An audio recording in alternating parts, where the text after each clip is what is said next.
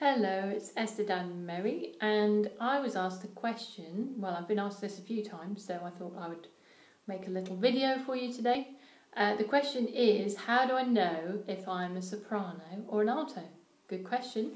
Well, my answer is that really, to some extent, it depends on what type of music you're going to be singing, what type of group of singers you're going to be singing with, because if you're singing classical music and you're singing big pieces like Handel's Requiem with the Hallelujah and all that kind of thing, then yes, it's really important to know, should you be singing the soprano part or should you be singing the alto part?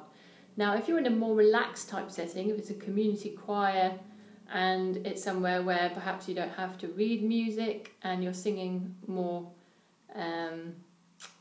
laid back things, you're singing maybe folk songs, pop songs, popular songs, songs from around the world, things like that, then it's actually not so important whether your voice is classified as being a soprano voice or a mezzo-soprano or contralto voice, as where you feel more comfortable singing. Because for most women, if they're singing general choir pieces, then it's not going to go so high that they couldn't sing up there.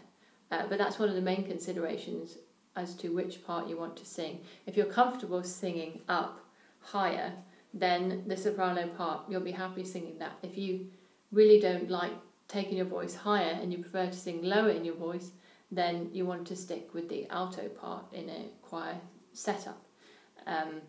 When it comes to technically what's the difference between a soprano and a mezzo-soprano, or a soprano and a contralto, the difference is that the actual setup in the voice, in the larynx, you have to go through what I call a gear change. So you have to change the setup in your voice in order to reach the next notes in your range. Lower, that gear change happens in a lower place in a contralto voice than it does in a soprano voice. So it usually means that there's more strength in the voice in the lower part of the range for an alto, for a contralto voice.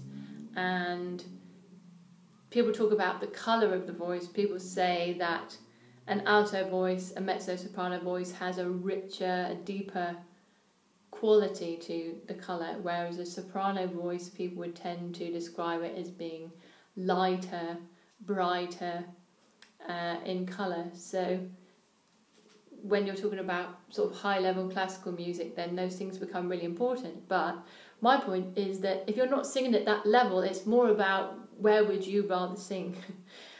When you hear the parts in the choir, it's a good idea to maybe try singing both. Try singing the soprano, try singing the alto part. See where you feel more comfortable, what feels more natural to you, and then take it from there. So hope that was helpful to you, and I'll see you again soon. Bye.